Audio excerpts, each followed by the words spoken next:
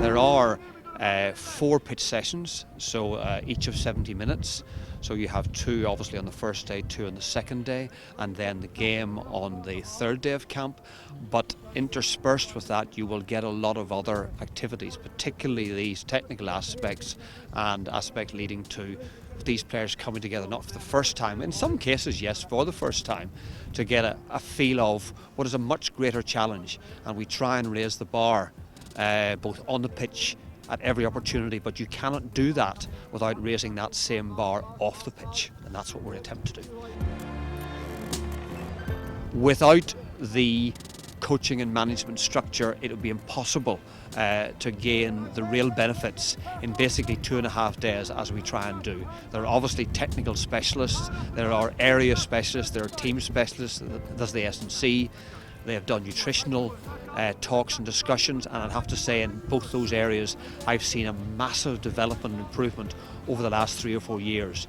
The talks that those staff involved with the boys are now at so much of a higher level and so much more interactive than they ever were before.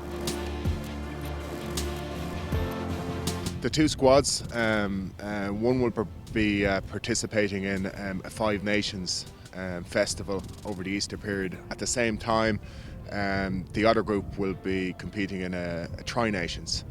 I suppose for these fellas it's a continuous process. We'll get a better handle over the next 3 days here on who's putting their hand up now, but they'll go back to their respective schools and clubs, various competitions that are going to be held between now and Easter, which players will be monitored. We'll be getting ongoing feedback, and we'll reassess both on this camp, the previous camp, and on how players are playing. Some players will be putting their hand up at that stage for Easter. Other players may need a little bit more time.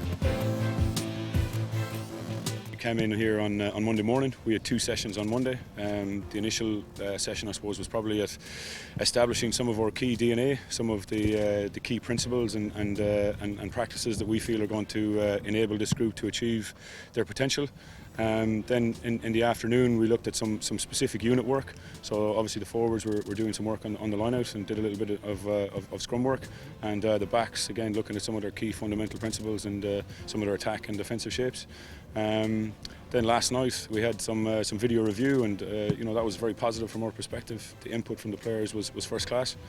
And now today we're looking at getting a little bit more specific, I suppose, in terms of the team principles and what we're looking at from different parts of the field. And yeah, as I said, it's been very positive so far.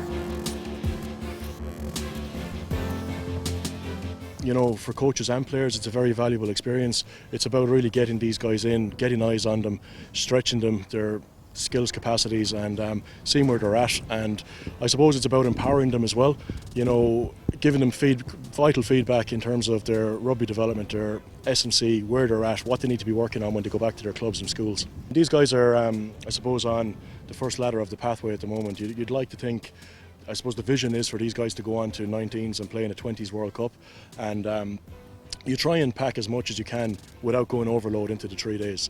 So it's a new concept. You've got clubs and schools players who are integrating, and I think it's going quite well so far. It's a busy schedule.